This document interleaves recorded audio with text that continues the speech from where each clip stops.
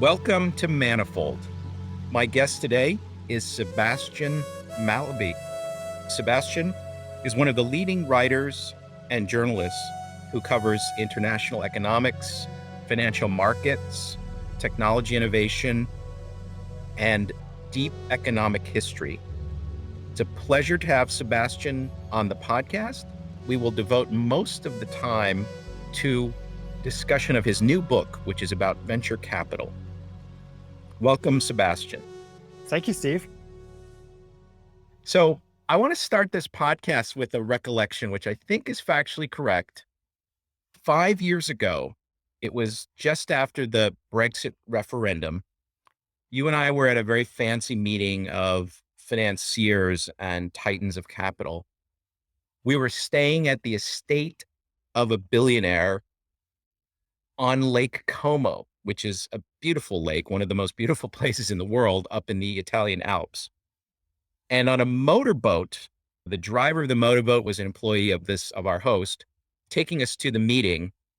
You and I had a long discussion of your book, which had just come out about Alan Greenspan. But then when I asked you what was your next project, and I believe this is about 5 years ago, you said you were working on a book on venture capital. And so I've been awaiting that book for the last 5 years, and now finally we can talk about it. I think that's all true. And all I can say is, yeah, I do take 5 years. I'm sorry. My kids say that I'm lazy, and I say I'm perfectionist. I want to emphasize this 5-year project schedule or pace that you're on, because to me, I think that, you do very, very deep, thoughtful and analytical work, which is why I really treasure your books. And to me, it's almost like that 5-year timescale you give yourself is required to really do deep work. These are very complex topics. There are lots of personalities involved. There's lots of special history that needs to be unearthed. And I don't see how you could do it if you just said, oh, I have this contract from the publisher. I got to get this done in a year. And, I think the book would suffer. So I congratulate you for having the intellectual courage to do projects on such long timescales. And I even feel like one could compare each of the books you've done to something like a PhD dissertation. So it's as if in your own life, you're doing many, many PhD dissertations, getting yourself really immersed in lots of really interesting topics. So how would your kids react to what I just said? Well, so as it happens, I do have a daughter who is doing an astrophysics PhD, and I would never have the courage to compare myself and my work to her work. I mean, that would just be disastrous for my relationship. And probably totally unfair to all her hard work. So I'm glad that you said it, Steve, so I didn't have to. Well, astrophysics is its own thing, but compared to, say, the work that a historian does or an economic historian does for their PhD dissertation, I think the content of your books compares favorably to that output. I hope so. I do have enough endnotes to, qualify for scholarly status, I think. Yeah. And I think these topics are fully worthy of that depth of treatment. The thing I don't understand is, journalists are under time deadline and financial pressures, but academics, once they're tenured professors, they can work on what they want to work on. And I'm just surprised more professors don't try to produce the kind of, product that you produce. I'm a little bit surprised. And in a way, you're like totally unique in the world of journalism. Well, I suppose I'm trying to use the academic literature on whatever field I'm writing about, absorb it, and then take an extra step or two by doing a hell of a lot of field work where I actually go and interview the main protagonists multiple times. And I really try to gain trust. And I'm incredibly patient in that process. So the reason they take me 5 years, these projects, is partly because it takes a long time to get to know the people who will introduce you to the people who will then introduce you to the real people. And, that just means a sort of relay race, and it tends to take a long time. An example in the current book I've just come out with is that early on, I had an introduction to Michael Moritz, who is the sort of leading light, or has been, of Sequoia Capital. And, he's a British guy by origin. He's a former journalist and book author, like me. And like me, he's sort of settled down in America. And so we had a lot in common, including a lot of friends in common. And I went to see him. And in a very nice way, he said to me, "It's good to meet you, Sebastian, but there's no way we're going to talk to you because we're the leading venture capital partnership in Silicon Valley. We have no need for any publicity. We have no interest in giving away our secret sauce. So nice to meet you, but it just doesn't make sense." And it took me about 3 years or thereabouts to network my way sufficiently into Silicon Valley so that I had interviewed every single person who used to work at Sequoia. I interviewed the people, who had served as other venture capitalists from other partnerships alongside Sequoia people on the boards of startups. I, of course, interviewed entrepreneurs who had been backed by Sequoia partners. And then when I had the opportunity to get another warm introduction to a different leader at Sequoia, this time the answer was, "Yeah, I think we will talk to you." and and then that led to a few meetings, after which I was told I was a good return on investment from their point of view, because they trusted me and they thought I would do a serious book. And I ended up having more interviews than I could count, but certainly way more than 10 or 15 hours of time spent with Sequoia partners. Yeah, that in the field hustling that you had to do, maybe that is the explanation for why more academics aren't willing to try to produce a book like yours because they're just not good at it and maybe don't have the stamina to go through that process. I've seen you at work at some of the meetings that we both attend where I can see you discussing something very attentively with one of these titans of capital. And of course, if they don't respect you intellectually, they're not going to give you all of that time, right? So there's a important requirement that you be a good listener, but they also can tell that you're digesting what they're saying to you. Yeah. And, you know, I also play a fairly open book. And so I believe it's a good thing when you've done a draft of a chapter and let's say one third of it is dealing with a particular titan of capital, to go to that person and say, "Okay, we had a conversation a while back. I've spoken to other people who worked with you. I've done a lot of research. Here's what I wrote about you. If you'd like to take a look, I'm not promising that I will change a single comma, but I am promising that I will listen carefully to what you say, and any and all feedback, is welcome." And that often produces a whole extra round of conversations where they say, "What you wrote here isn't wrong, but you've left out several points. And if you think about it in a different framing, you might come up with a different emphasis." And it elicits a lot more extra information. And you have to be willing, when you go into that process, to be willing, to throw away your first draft and write an entirely new draft. And it might take you an extra 10 days. But I think it's worth it because you end up with a better product that's closer to the truth. And in the end, there are thousands of books that get published every year. It's only really worth doing one that will stand the test of time. Yeah. I mean, that last observation, it's something that we often say to each other in theoretical physics. We often say that the main thing we're trying to accomplish is to produce some new results of quote lasting value, right? And lasting value is very different from just churning books and selling books, that then a few years later are forgotten. That's right. So, who knows? No doubt it's a bit like the startup world where some books you write or some startups that you start won't quite make it. But at least my book about hedge funds, More Money Than God, is in its 19th edition, 12 years after it was published. So that feels like it's got staying power. And whether or not I attain that goal, that's what I'm shooting for with each project. I wanted to tell you that I like the title of your new book. Your new book is called The Power Law: Venture Capital and the Making of the New Future. But the favorite title of your books is More Money Than God. I always thought that was the greatest title ever for, especially to describe hedge funds. The funny thing is that the hedge fund industry itself love the book, but don't like the title. And I've heard that comment from them time Yeah. and time and time again. And my reaction is tough, tough. If you don't get it, that that's the way that people see you, it's probably quite a good thing that I used that title to make you realize. Yep. I love that title. Let me, okay, we've already kind of gotten into your process and a little bit about the new book. I want to back up because when I have guests on the podcast, I like to try to go through their background and upbringing and education a little bit so that the listener has a little bit of psychological insight into how they were formed and how their worldview came about. So, do you mind if we just do a few minutes about your early life and background? Sure, of course. Okay. So, I learned a lot looking at your Wikipedia entry, things that I didn't know despite having, met you at various times over the years.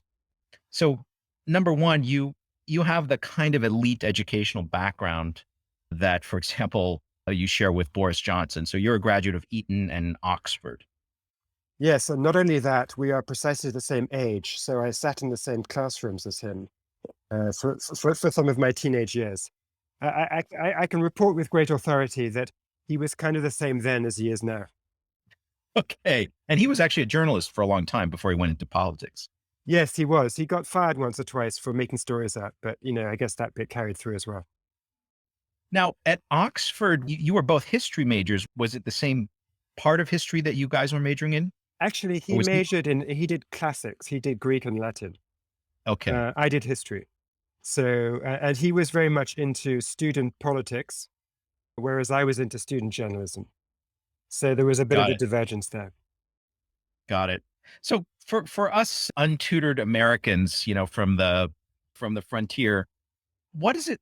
And I realize this is a very kind of subtle and complicated issue for the British, but what does the world look like to a kid who attends Eton and Oxford? That's a great question. I mean, I think there is a sense of entitlement. You've gone through particularly the Oxford bit of that. It's a competitive entry system to get into Oxford and Cambridge. Pretty much every graduating high school senior would love to go to one of those two colleges. There is no legacy. This is an important thing for Americans to understand. There is no legacy favoritism in UK college admissions. So if you get into Oxford or Cambridge, and then if you thrive there and you exit with good exam results, you kind of feel a bit like a French graduate of one of their grandes écoles, and that does breed some arrogance. And the Eton bit, if you put that in the mix too, it probably means that your family background is such that you have grown up around people who are successful in their various professions. And again, that creates a sort of role model where you're expecting to do well. I think the sort of slightly mitigating factor for me and for some of my contemporaries is that if you were thinking bigger than just the UK, then there was a whole extra set of challenges. And particularly if you wanted to go work in the US, which is what I did for 18 years, where I joined the Washington Post editorial page and wrote a Washington Post column, and then joined the Council on Foreign Relations, very American institutions. There you're making it on a new playing field, and you're competing against a different set of characters, and any connections you might have had in your background are irrelevant. And so I think that was something that, in a healthy way, counteracted the somewhat arrogant sense of entitlement that I might have had if I had stayed in Britain. Yes. So the thing I learned from your Wikipedia entry that I didn't know previously was that your father had been the UK ambassador to both France and Germany. Am I correct in that? Yes, he was a career civil servant, a State Department official, or that would be the equivalent language in the US. So he was not a political appointee. And, he worked his way up from the rank of third secretary or whatever it was in the embassy in Moscow in the 1960s to being ambassador in Germany and then Paris. One little funny story is that when he was ambassador in Germany in the late 1980s and early 1990s, I was doing my first job as a foreign correspondent for The Economist magazine. And I was based in Southern Africa, and I was in Namibia in November 1989, when the majority rule election, which was going to liberate Namibia from white rule, was taking place. And every single Africa correspondent in the Western press corps had descended upon Namibia in the happy expectation of finally making it onto the front page of their respective newspapers. Because, this this sort of symbolic election, this transition of power to black majority rule, was going to get you onto the front page. And it turned out that the results of the Namibia election of 1989 came out on the same day as the Berlin Wall fell down. So everybody's stories were on page 18, whereas, Mallaby Jr. was frustrated, but Mallaby Sr., as the ambassador in Germany, had a front row seat to one of the most exciting historical transitions of the post-war order. Incredible. So if you were at a dinner party and the person next to you asked you, what was family life like for a kid growing up with their father in Her Majesty's diplomatic service, how would you summarize the effect on your childhood? I think the biggest thing was just sort of a sense that Britain was small and it was exciting and fun to go live in other countries and to learn other languages, and that, variety in terms of where you lived was sort of the spice of life. And so in my childhood, my father served in Germany, he went to Russia, he went to New York for 3.5 years when I was sort of like second grade through fifth grade. Meanwhile, by the way, my mother was French. And so that introduced an additional dimension of being international. And so by the time I was about 19 or so, I spoke not terribly well, but I spoke reasonably good French, pretty good German, pretty bad, but still functional Spanish. And then in my 20s, I learned Japanese as a correspondent when I went to Japan. So I spent an enormous amount of time on just trying to soak up different international experiences. Funnily enough, I then switched when I moved from Japan to the United States in my early 30s. And I stayed in the US for 18 years, and then I moved to Britain, and I've stayed here for 8 years. So I've gone Anglophone. I've gone less peripatetic. And so that effect from my childhood seems to have worn off. At what point did you think or know that you were going to be a writer? When I was 16, I was put through some exercise at my school where you're supposed to it's supposed to help you figure out what to do at college. The UK system is different to the US one because instead of arriving at college and then choosing your major after a year or so, in the UK, you choose your major before you even apply. And indeed, it's not merely a major, it's kind of what you do. So if you say you're going to do history, you just do history for your entire undergraduate period. So in any way, to orient a 16 or a 17-year-old toward making the right college major choice, this British school of mine made me do a questionnaire. And part of it was, what do you want to do as a job later? And so I didn't have a very strong idea. I was only 16, but I wrote down journalism and writing. And so it turned out. I never really deviated. I had at one point a couple of backup plans, but it was always my plan A to write, just because I found the intellectual process exciting. And I also loved going out and talking to people and extracting their stories, and sort of the empathetic process you go through as a listener of just understanding people. I found that very absorbing and exciting. And so I did a lot of student journalism, and that confirmed my sense that I'd like to be a journalist. And when I left Oxford, I went pretty much straight into the Economist magazine and had a fantastic time. Yeah, I think, again, back to my distinction between academics and journalists, I think the desire to actually meet the real movers and shakers and try to understand them and their thought processes, I think that's somewhat unique to journalism. I don't think very many academics get that chance. I did apply, and I got a position to do a master's in political science at Stanford. And I was quite happy not to do it and go to The Economist instead, because it's partly a funding issue, to be honest.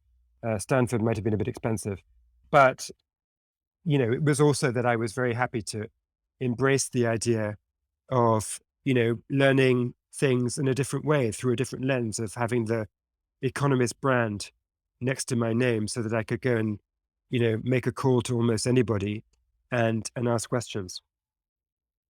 Yeah, I think if you're intellectually curious, that's got to be a very strong perk of the job to be able to do that. Somebody compared it to having the Willy Wonka chocolate factory, the golden ticket that allows you entry into all these different rooms. And it is a huge privilege. Yeah, it's fantastic. So let me get back to the book now, to venture capital. So for the audience, I have a list of basic facts about the venture capital industry. And I think I've heard you in other interviews just rattle off metrics that indicate the impact of venture capital and the economy and how it's evolved. So maybe we'll just go through that, even though I think it's pretty familiar material to you. It may not be familiar to all the listeners. So what's a compact way of characterizing the impact of VC on the overall economy? Well, there's a qualitative point, which is, we all realize that we're using the products every day of venture backed companies or companies that were originally venture backed. And so whether that's, Google or Apple or Facebook or Intel or what have you, these products are affecting how we communicate with each other, how we entertain ourselves, how we find information, how we arrive at our own epiphanies, and how we think. So that's qualitatively impact.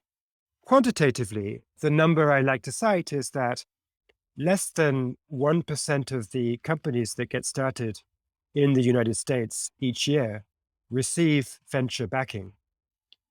But three-quarters of the market cap created by companies in the last 25 years has been from venture-backed companies. So a tiny input creates an enormous output. I think that's a good measure of the impact of the sector. I think if you were a public policy maker in some other country which didn't have a strong venture capital ecosystem, that fact alone that you just stated would suggest that assuming governments could actually, ameliorate the creation of that ecosystem, they should try, because obviously so much innovation it's just disproportionately concentrated in the companies that have venture backing. That's right. And that's very much the kind of response I get as I speak to foreign audiences. I've done some speaking in London. I've been in touch with people in India who seem to be very enthusiastic about the book, which is being sold over there.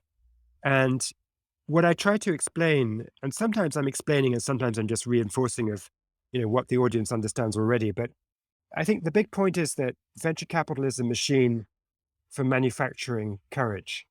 That there are people who have ideas, but to actually go and take the leap of starting a company is scary and risky, and many startups do fail. So it takes a venture capitalist to come along and make that risky step easier. And it's partly saying, you've got the idea, and I'll give you the money to try it.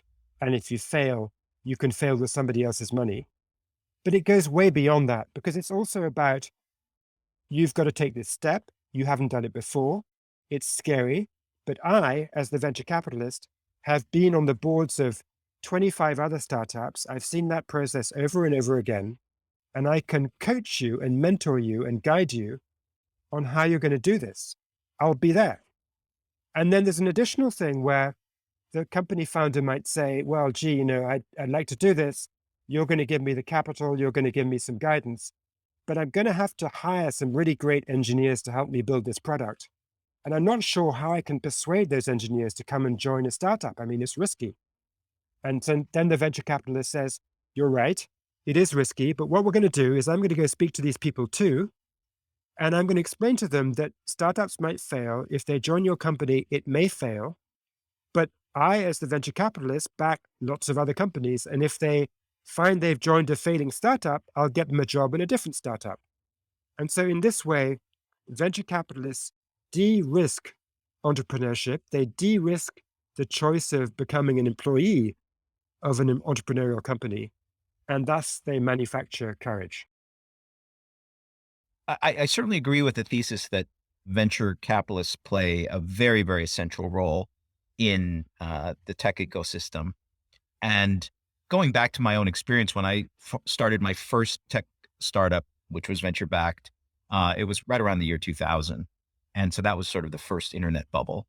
And I could see a huge difference between the depth of venture capital networks and also portfolio size between, say, Silicon Valley and Boston, for example, Boston being another place where there's a huge concentration of technologists and also tech companies.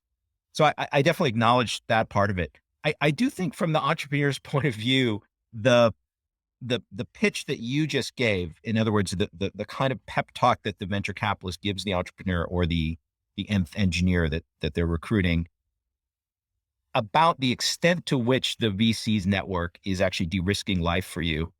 That's part of their pitch. It turns out not to be quite as rosy as what the venture capitalist tells the entrepreneur or the engineer, but it is certainly what they say. And maybe as we go on in the conversation, we can talk a little bit about how the world looks a little bit different to the tech entrepreneur than to the venture capitalist. I'm not sure how many entrepreneurs you talk to for your book, but venture capitalists have a certain worldview, and some of that is, it's self-interested, right, for them to propagate that worldview. Yes, I should say that, first of all, I agree with what you just said. Of course, the entrepreneur is super important. And of course, venture capital-backed startups, fail more often than they succeed. So I'm not pretending that the risk is taken away. The entrepreneur is certainly working incredibly hard, pouring energy and talent into something that is super difficult. And the venture capitalist is in a much more comfortable position of having a diversified set of bets. And ultimately, it's on the shoulders of the entrepreneur. So I don't want to detract from that. I guess what I'm slightly saying there is that I think the more common, like the popular narrative outside of these tech ecosystems is that there are books about Steve Jobs, and there are books about, Travis Kalanick of Uber, and there are books about, Mark Zuckerberg and all that. I think there's a bit less in the way of books that try to see it through the lens of the investors. And so, whilst I agree with everything you just said, I'm just offering a kind of the other part of the story. Yeah, I think it's very valuable, and I think actually it's not untrue. It's just a question of, to what extent, they want you to think they've de-risked it for you. Yeah. You may find out 5 years later it hasn't been completely de-risked for you, but that's just part of the reality. Now, you mentioned the payoff distribution, which it's in the title of your book, The Power Law. So, in a typical portfolio of say 10 companies, which the venture capitalist has backed, maybe a couple of them are big hits. Maybe a couple of them roughly break even or make a little bit of money, and then the rest generally don't make any money. And I think emphasizing that it's really the big hits that shape the track record of the venture capitalist is something not everybody understands. Yes, I completely agree with that, which is why I think the power law was sort of the necessary title to really hit home the reality of that distribution, and to also argue that once you've understood that, some venture capital behavior, which seems a bit weird, becomes quite logical. I mean, when Peter Thiel, sort of who takes this contrarianism to an extreme, says he would like to back, total contrarians, and it's a good thing if you made a bomb in high school, and he'd really like to back flying cars.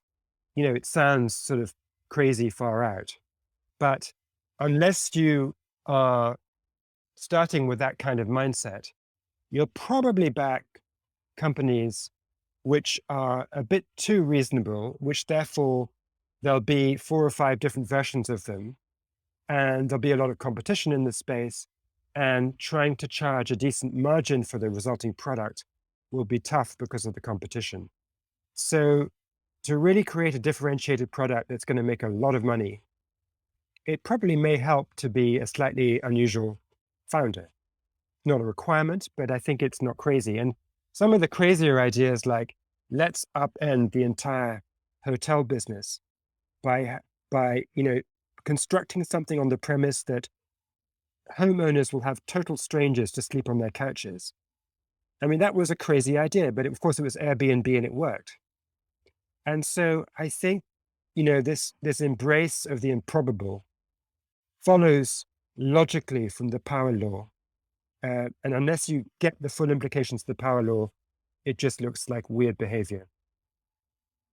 Yeah, I think you're very right to emphasize that, and I'm glad you mentioned Airbnb, because I would have to say that during the very long, torturous birthing process of Airbnb, I was a skeptic, for a very long time, that really people are going to do this. Would I do this? And and now I'm one of the biggest endorsers of Airbnb. When I travel to London, I always try to get an Airbnb. I hate staying in hotels now. So it's just an amazing story. Then, of course, the flip side of that is, waking up one morning and finding 10 different branded scooters, electric scooters, on the pavement in front of your house because there's a land grab going on based on some crazy theory that scooter transportation is going to revolutionize urban life. So you get both things, right? Yeah. You get a miracle construction of an amazing ecosystem. I mean, this collective notion that we can rent property to each other in this informal way, and that there's a platform for it. It's just an amazing. It's unlocked so much value in the general economy, but the process to get from A to B was so torturous. It's amazing people had the courage to accomplish it. And you could only generate the multiple experiments that you need, and therefore find the couple that work, if you have this power law mentality where it's okay to make bets that fail, that you sort of expect that. And so, you know, you, you're happy with these low probability of success, but very high consequence outcome type of propositions. And I think that is the way that, we make progress with applied science, with commercializing applied science. Yes, I mean, I think, having lived through 20 years of tech companies, I really see this as a very strong cultural kind of development. And of course, Silicon Valley was the first place to have it. But this idea that you're going to have faith in an idea, you're going to burn 3 to 5 years of your life on the idea. And if it doesn't work out, still you learned a lot. You made a lot of connections. The experience is actually valuable. You're not a loser because of that experience. That has to be kind of reinforced by the society around you to also believe that, so that, okay, maybe your mother-in-law is still very disappointed in you, but the people around you who are your age are telling you, no, that was okay that you started that company and it didn't work out. And I think the big question in my mind is how rapidly this is going to take, that kind of collective attitude is going to take off in other countries. So I think in China, for sure, like if you go to Beijing or Shenzhen, there's a very strong kind of pro startup mentality. Maybe in London now. Don't know that much about continental Europe, how widely accepted it's becoming, but I'm curious what you think. So you mentioned the mother-in-law test. I had a terrific conversation yesterday with a venture capitalist based in Bangalore, India, who's been doing venture capital there since 2010. He's an Indian by origin, worked in the US, got I think an MBA in the US, and then came back to India and started doing venture. And he told me this terrific story that totally sums up this process of the culture shifting. At the beginning, he had a portfolio portfolio company founder who wanted to get married. And the woman he wanted to get married to needed her father's permission.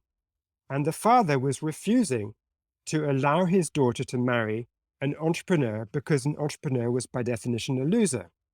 So the venture capitalist was roped in to make a call to the obstructive father to say, listen, I know about business. I went to an American MBA program. I spent 10 years working there. I know all about elite American business practices. Let me assure you that this potential son-in-law of yours, he's legit. He is an entrepreneur, but he's certainly not a loser. And then the marriage could go ahead. Now, fast forward 10 years from that episode, and the same venture capitalist is never required to go and persuade the obstructive father-in-law of anything, because Indians by the millions are watching the show Shark Tank in Hindi, right? So, I mean, the culture in India in a decade has shifted from complete skepticism of the value of entrepreneurship to being obsessed with entrepreneurial shows like Shark Tank. And it happened in one decade. And so I think that if you take continental Europe, which is sort of a, famously risk-averse place by tradition, it's terribly bad at creating new companies. If you look at the kind of rate of new company value creation and you compare it to China or to the US, Europe is leagues behind. But I do think it's changing, and engineers in Europe are actually quite plentiful. There's more software engineers, I'm told, in Europe than there are in the US. And once you bring in American style venture dollars who are willing to finance people with good ideas, and then some of them take off, and you get role models like Spotify, which is now worth, between 50 and 60 billion.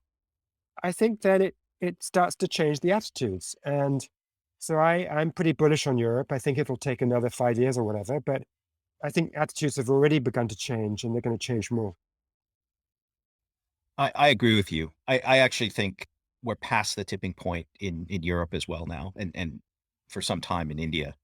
So yeah, I think we're going to enter a very different world of tech and business model innovation, where you have millions of experiments going on all around the world, and capital has learned the lesson that they should take some little chunk of their pension fund portfolio, and it should just be constantly funding these experiments.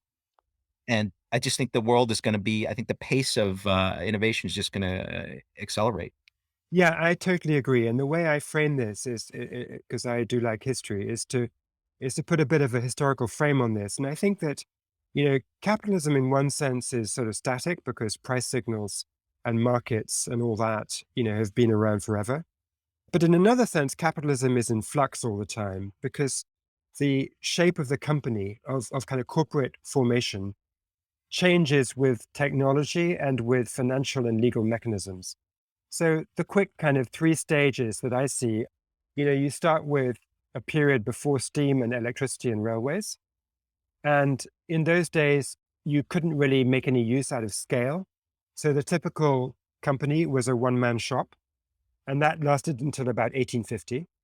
Then in phase two, you have steam, electricity, and railways, and now scale is super valuable because you can introduce capital goods and make workers more productive, and they're powered by electricity. And then you can distribute your products with railways all over the country. So then you get the limited liability joint stock company, which was made possible in Britain in 1867 and then was brought to the US. And the big company becomes the dominant capitalist structure. And this continues, notwithstanding the antitrust movement, right through into the 50s and 60s, when Organization Man was the title of a famous business book. And, you had big labor, big government, and big corporations.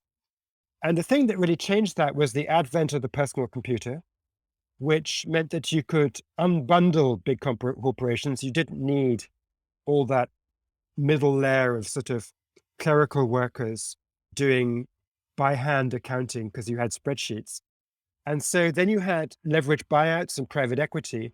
And these guys came along and they de-layered everything in sight. They unbundled, re-engineered, created the lean corporation. And so you had a new kind of different sort of corporate structure. And after those three stages, I think you're totally right, Steve. We're in a new phase where, because capital is increasingly intangible, that is to say, we're not talking about machinery and plant and equipment and fleets of trucks anymore. We're talking about ideas and software and patents and customer relationships and business processes. And all those intangible assets are best financed by hands-on investors who can tell the difference between, a software project which might have cost 30 million, and that's what it says in the financial disclosure, but it could be worth zero if it's bad software, or it could be worth 3 billion if it's good software. And you have to be a hands-on type of investor, like a venture capitalist is hands-on, in order to see the difference. And you also want to do lots of experiments because that's the way you discover these new types of intellectual, intangible capital. And so I totally agree that we're in a new phase of capitalism where venture capital is spreading around the world. It's spreading into new types of industry. And it's spreading along the life cycle of the companies, which used to go public at a valuation of 500 million and now stay private, even though they might be worth 50 billion. Yes, one thing I think a listener might get the wrong impression from power law discussion, that the venture capitalists are just throwing darts. So you could say, oh, they need to sample some broad range of, business model innovations or tech innovations. So they're just randomly choosing. But typically when I meet venture capitalists, they have some core theses that they've arrived at through their own experiences and deep thought. And actually, some venture firms actually have teams of researchers that generate these kinds of forward outlooks. And so they're often pattern matching against some big trend that they think is happening, like blockchain is going to, become very useful, or clean energy is going to be a huge thing. So they have some rubrics that they're using to guide their investing, but of course they have to sample quite a lot of randomness. That's right. So exactly, that's very well put. And I think, one of the big things I was grappling with in my book is what is the role of luck versus skill? And you can tell a story that, if you had a, sample of 100 venture capitalists that start in year one, one or two of them, by the law of probability, will probably have several hits in the first couple of years. And once you have a couple of hits, you then get a good reputation, and therefore you get good deal flow, you get access to the best entrepreneurs, and then the success becomes self-perpetuating. So that would be the story that says it's all luck. And I end up arguing that it's not all luck. Of course, there is some luck involved. I'm not denying that. But as you say, Steve, venture capitalists come to their investing with a point of view. And in fact, Accel, one of the partnerships that I write a bit about, in 1983, when it got founded, started with this idea of what they call the prepared mind. There was a quote from the chemist, I guess, Pascal, who said, chance favors the prepared mind. And the idea was that, if you see a new technological wave, and you mentioned, clean technology as one example, or, the blockchain as another, or it could be the advent of cloud computing, or what have you, you think through in advance all the different business models that need to be created to exploit that new wave. And then once you've thought through that, okay, you're going to need a new kind of semiconductor, a new kind of SaaS software, whatever it is, a new type of security that will work in the cloud. Once you've thought through all the different business models, then you go out and try to find entrepreneurs who want to build companies that match against those expected business forms. And so there is a lot of skill in pre-thinking, in having that prepared mind. That means that you know what you're looking for when you listen to a pitch from an entrepreneur. Yeah, so you've put your finger on the issue of where is the alpha? Where does the alpha come from? So alpha, for those listeners who are not familiar, it's a term used in finance theory to describe performance relative to the general market. So if you make a portfolio that's roughly as volatile as the portfolio that I'm investing, if I have positive alpha, then my return will be higher than that reference portfolio. And if I have negative alpha, my performance will be worse. And of course, you're always looking for investment managers who can outperform. And so the question is, in venture, what is the source of alpha for particular venture investors? Yeah, exactly. So I mentioned one just now, having a good prepared mind. I would mention four others. One is that, once you've got your prepared mind and you hear a lot of pitches from entrepreneurs who are offering company ideas that match what you believe is roughly the right direction, you then have to make a yes/no decision in an environment of a lot of uncertainty. And it's helpful to integrate insights from behavioral psychology into your partnership's decision process. So an example would be human beings are wired to have loss aversion, meaning that they will gamble to avoid a loss, but they won't take the equivalent amount of risk when they are reaching for the upside. And of course, venture capital is about reaching for the upside. And so you have to slightly rewire the human brain in order to correct for that bias. And the way that Sequoia, for example, one of the most successful venture partnerships that I write about, the way they do that is that when an investor writes the decision memo ahead of the partners meeting about a possible investment, that memo is required to include a section in which the investor says what might happen to the startup if everything went right. Dream about it. Tell me, how great could this be if everything went right? And the reason you're required to write that down is human beings are embarrassed to admit to how fantastic something could be, because normally in life, something goes slightly wrong, and then you're feeling dumb that you were that optimistic.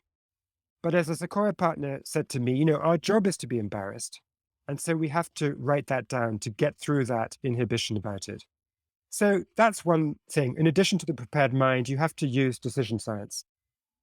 Then you also have to add value after the investment. And Andreessen Horowitz is a partnership that's famous for doing this. They've got a whole consulting business sort of in their partnership that's supposed to help startups find the right office space, write the first press release, tell them if some political change in Washington, D.C. might affect the policy around environment around their startup. So there's a menu of services. Probably the most important of all is talent recruitment that venture capitalists try to provide to their portfolio companies. And then the last one I would mention is that you've got to focus also on the internal glue of the partnership, because you have to develop younger investors who can only really learn to be great investors through experience. And, John Doerr of Kleiner Perkins once said, learning to be a great venture capitalist is about a bit like learning to be a great fighter pilot. You won't be really good until you've crashed a couple of $5 million jets and had to eject.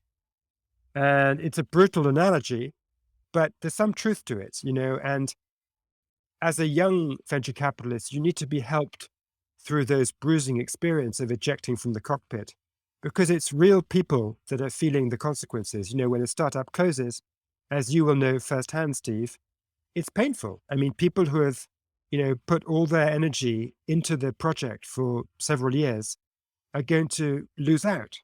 And so, that's a tough psychological, emotional process to go through. And although the investor is somewhat shielded from it, there is some bruising if that person is human. And so I think to kind of be encouraged to pick yourself up and still look at the next project and go into it with enough optimism to be able to make a fresh bet is something that you need to be helped to do by your partners. And so in different ways, the partnership internally in the venture capital shop has to be good at getting the most out of all the different players. Yeah, it's incredibly challenging. I've never been a venture capitalist, although I guess I do some consulting for venture capitalists on occasion. But yeah, it's incredibly challenging to think about building a partnership that's going to last, maybe over a multi-decadal period that, you know, executes well, but then also trains up the new people to execute well and just can continue hitting on all cylinders for, 30 years or something. It's very daunting. Yeah, and there's often a point where a generational transition is due, but the top people don't want to leave. And then the younger people get discouraged. And maybe as part of that process, when the top people are not yet quite ready to leave, but they're wanting to maximize how well they do. If a young investor brings in a project and it looks really promising, the older investor may pull rank and say, great, we're going to do this investment and I will be the one to go on the board of the startup. And that's demotivating for the younger venture capitalists, and also means that the younger venture capitalist is sort of in a catch-22 where in order to have the standing to go on a board, you have to have been on a board. But if the older partners won't let you do that, you'll never get to do that.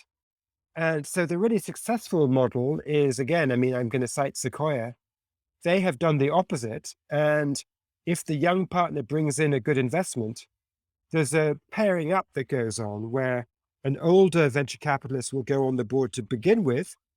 The younger one will go along as the shadow board member so that the younger one understands how the job is done. If the startup fails after 2 or 3 years, the bad mark is on the CV of the older VC who can take it, and the younger one walks away without that negative halo effect. But if the startup goes well, then the two switch positions so that the younger one gets the positive halo effect of having been on the board of a successful startup. So a lot of deliberate thought goes into structuring the development of the younger venture capitalists at the most successful places, but you do have to be deliberate about it. Yeah, that's a very enlightened way to structure things.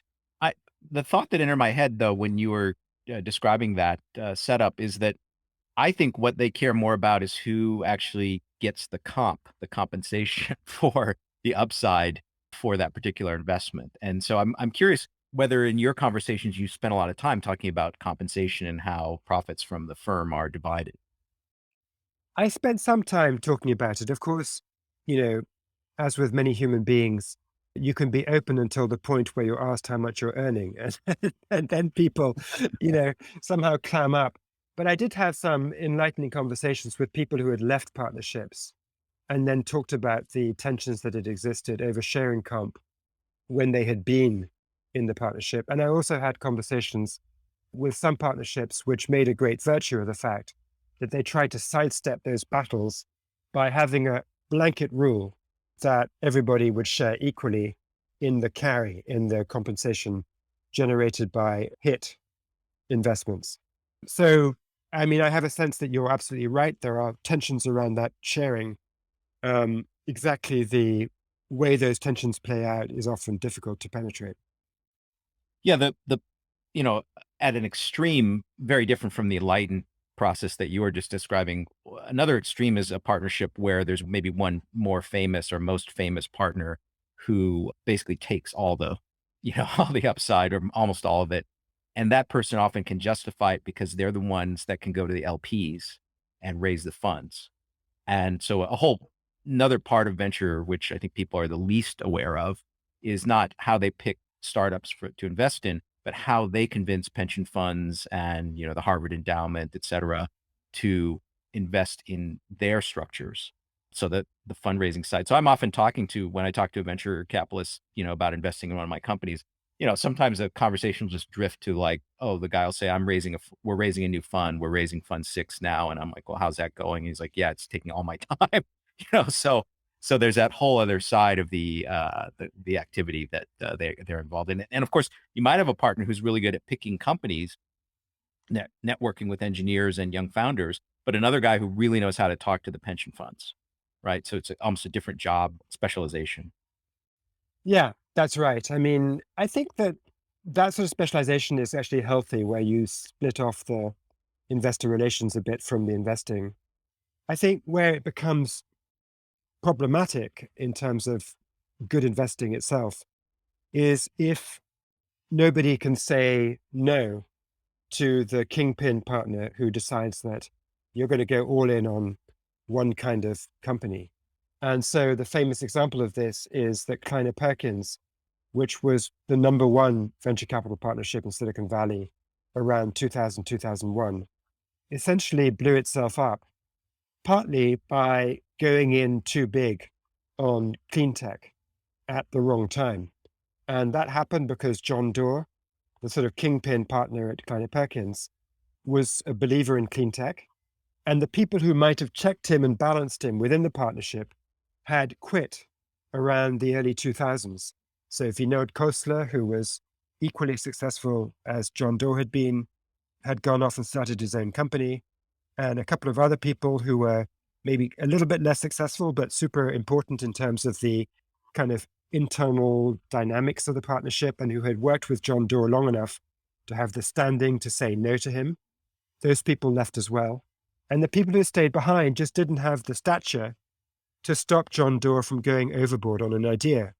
And so although John Doerr was, a terrific person who backed a string of amazing companies from Netscape to Google to Amazon, he also went too far in on clean technology at a time when the government seemed to be signaling that it would tax or cap and trade carbon, and then it didn't.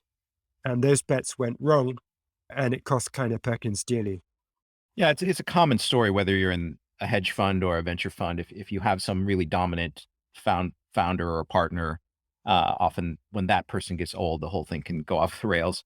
I mistakenly thought, oh, Buffett is getting old some years ago, and I thought, oh, maybe I won't put any money into Berkshire Hathaway. But of course, he's kept on going strong, and it was a stupid mistake not to put some money in Berkshire many years ago. Yes. Ex ante, you were being perfectly reasonable. I wouldn't call it a mistake. Yeah. I mean, because I've just seen that pattern, just speaking from personal experience. A lot of funds that I've gone to, the younger partners know what's up, but they have to get the deal approved by some older guys on the investment committee. And those guys often are checked out.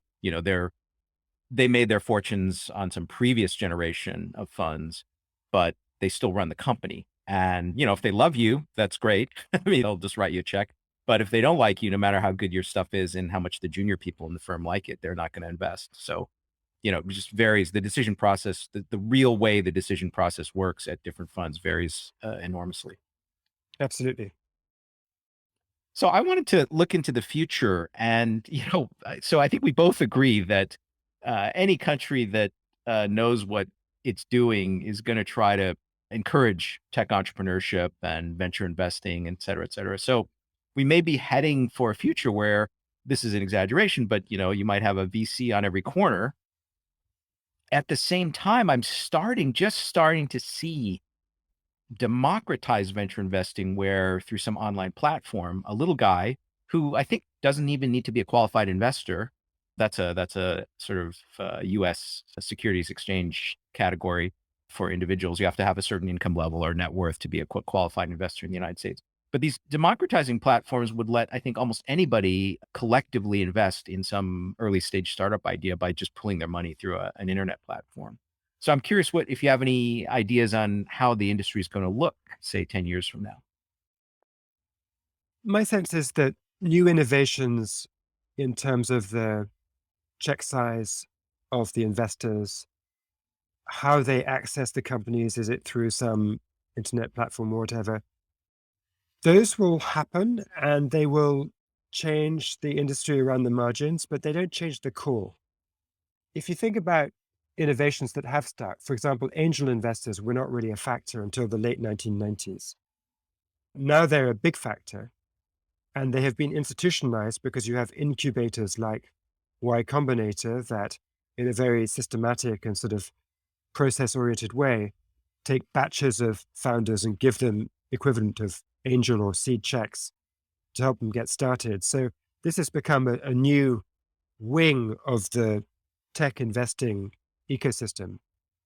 But it doesn't really change the Series A game that much. And the Series A, the Series B, the Series C, the classic sort of company building venture capital stuff is remarkably as it was in the 1970s or 1980s. So I think the same is true about these crowdfunding platforms, which may be able to generate some dollars for startups that are just beginning. Or you get things like Angel List, which is a list of companies, and angels can go onto that list online and choose which they want to invest in. Or you get people talking about the decentralized autonomous organizations as part of the metaverse as a new way of coordinating groups of people who can both discuss ideas and raise money together and maybe even implement stuff. I think all of those things can have a little bit of traction, but I don't think they're going to displace the fundamental sort of Silicon Valley style venture shop, because basically these guys are bringing their money and their networking and their experience. And I think those are sort of three ingredients that startups fundamentally need. I'm not sure they're going to be delivered in a fundamentally different package. Yeah, that's an interesting question. I sort of accept that. I mean, I think when the check size gets somewhat large, there hasn't been that much change in the way things are done, even over the last 20 years. I mean, the size of what you mean by a large check has changed, but the way it's done has not changed. At the very early stage funding level, I start to run into more startups that just completely crowdfunded their seed, and maybe even raised a few $1 million that way or something like that. I think that's becoming common. Another innovation of this type, which kind of was very hot 3 or 4 years ago, is the initial coin offering. Hmm. And that went away pretty much, I think, because the coins were often so obviously worthless that people got fed up with buying them. But, there's hope springs eternal, and I'm not against hope, and people will come up with some innovations.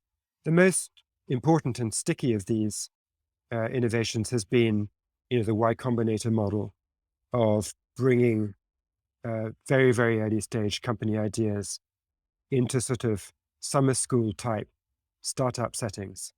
And you see that happening not just in freestanding incubators, but actually the established venture capital partnerships have created their own version of Y Combinator internally. And they might call it startup school, or they might call it boot camp, or whatever they call it.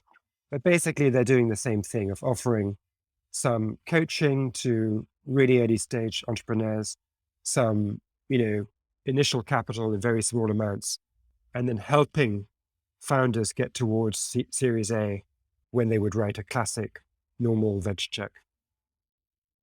Yeah, Y Combinator is an amazing phenomenon. I've been around long enough that I remember when Y Combinator first started. And I think I was at a meeting, kind of very informal meeting, and I think was it Paul Graham gave a little talk about it, and he was super honest, intellectually honest, and he said, "We're not sure this is going to work. Actually, we're right in the middle of it." But he was very honest in saying they weren't sure, and then it turned out to just be a phenomenal success. He was a classic sort of reluctant entrepreneur pushed into starting Y Combinator by a funny sort of mix of circumstances. His girlfriend at the time was very interested in being a venture capitalist, but hadn't actually broken in and hadn't gotten a job yet. And they were chatting about this, and they realized that she wanted to do the sort of organizational side of venture capital, and he was great at the mentoring of computer scientists part of it. And if they teamed up together, they could, maybe do some good deals together. And so they did this, and to get started, they said, well, let's just do a whole bunch of deals to begin with, and we'll call it a summer school. And then that turned out to be the batch system, which proved incredibly efficient and successful because instead of mentoring founders one by one, which is sort of inefficient, especially when you're dealing with very small seed investments, you could do a whole batch of founders in a group, bring them together for a Tuesday night dinner, bring in a speaker that they would find interesting and helpful, and immediately that speaker has communicated to 20 founders, as opposed to setting up 20 separate one-on-ones.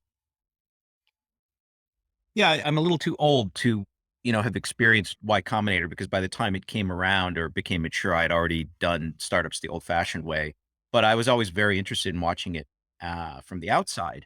And I remember going to meetings when, so there's a guy called Sam Altman that maybe he's currently the CEO of OpenAI, but for a while he was actually, I think, the president of Y Combinator after the original founders like Paul kind of stepped back. But I remember when this guy Sam was very young, he was just a kid, but he was kind of representing Y Combinator, and when he would talk, everybody in the room would just listen because somehow he had convinced the people within Y Combinator of the strength of his ideas and intellect and judgment, and so he just ascended to this managing role so incredibly quickly. It was an incredible story. In addition to that, not only were the young company founders listening to him, but the older venture capitalists were listening equally intently, because for them, the Y Combinator summer school was sort of a feeding stream of great young founders who would then graduate from Y Combinator, and the best ones would get investment checks from the established Series A venture capital companies. And so the VCs wanted to be on good terms with Sam Altman so that he would point the best entrepreneurs to them. Yeah, just incredible. And to his credit, Sam, he had the vision to when I kind of got to know him better on a more personal level, he was, I guess at that point, he was president of Y Combinator. I think that was his title. But then he stepped away from that completely because of the vision he had for OpenAI. And now OpenAI is an incredible success. So it's just amazing. I feel very privileged to have been around the industry and just watch it evolve. I mean, it's all part of history now. Absolutely. But it's history that's still evolving. The invention of the future is never finished. Yeah, it's never finished. But I just feel that at least in many countries and increasing number of countries, the idea that we can accelerate innovation, we should build these kind of ecosystems to accelerate innovation. I think that's not going to go away. And I see an acceleration in the rate of progress. Yeah, I mean, sometimes I frame it in the following way. When Ronald Coase, British economist who spent most of his career at Chicago, did some of the work that won him the Nobel Prize in economics, some of his work was around this idea that, there are two basic mechanisms of capitalism. As I've said earlier, there's the markets and then there's the companies. But in some ways, these venture capital backed networks of startups are a clever mixture of the two. Because on the one hand, a VC is choosing which ideas to back. And so he's a bit like a, strategic manager at a big corporation saying, I will direct research resources to this project and this project and this project, but not those ones over there. And then moving the talent, hiring the people to go work on these different ideas and providing the money, and then deciding when is that research project failing and when should you cut the money. So there's a bit of that corporate direction that's going on, but there's also a market signal, because in venture capital world, you provide 6 or 9 months of runway. And when the money runs out, the company has to raise another round, and there'll be a price evaluation for that round. And if nobody is buying at that price, pretty much the startup has to be closed down. And so there are both price signals and company style direction. And I think this is sort of the middle institution of how we're going to be seeing economies function more and more in the future. Yeah, I completely agree with your analysis. And the big difference is when you were internal project within Bell Labs or IBM, you weren't getting that external signal of market approval for, your prototype or signing contracts with customers, things like that. You weren't getting that feedback. And so it was just the judgment of some VP at IBM as to whether this project would live or die. Exactly. And that Um, would encourage, dysfunctional office politics as opposed to actually building the product. exactly. So it's this mix of the VC allocating resources, but informed by good market signals along the way. Exactly. The one thing I would say, though, that I notice it's something that really sticks out to me, is that among founders now, the demographics have diversified quite a lot. And I don't mean by race or gender. There's still a problem with race and gender, but in terms of class or even educational credentials, you meet a lot of founders now who don't necessarily come from the top universities. There could be scrappy guys who went to, some state flagship university or something. But, if they talk a good game and they have some chops, they can get funded. But if you look at the teams, the people that are actually who can get jobs in, roughly speaking, venture, hedge funds, or private equity, they're all coming from really still the very top institutions. And so that's a very desirable job. It's a very important job in terms of directing capital in our society. But the pipeline or the pathway to get into those seats is still very restricted as far as I can tell. Yes, that's a good point. I think possibly the slight exception is where you've got people who become venture capitalists because their background is that earlier they started a company. Yes. And those people may, have been scrappy when they started the company, and then they achieved a status that enabled them. One of the great founders of the whole venture capital world was Don Valentine.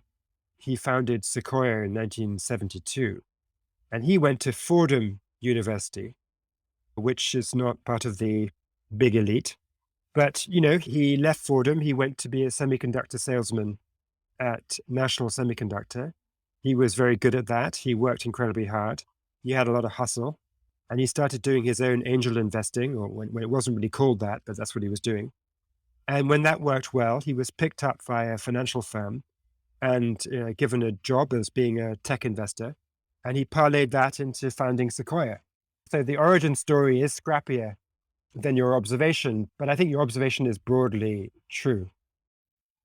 Yeah, I mean, generally the real innovators are scrappy, but once it becomes a well-defined career path, like, oh, I want to be a venture investor. Oh, what do you do? Oh, you get an MBA at Stanford, or you do your undergrad at Harvard, and through the alumni connections, you get interviews at Sequoia and other places. So if you look at the young people who, honestly, they may have great credentials, but they've literally done nothing, like they've not actually done anything in the real world. To what extent can someone based on their pedigree get a job offer from a good venture firm? That is still a very tightly restricted pipeline. Yeah, but I mean, I think it's probably true that you can get a job in a venture capital partnership, but you wouldn't be a partner.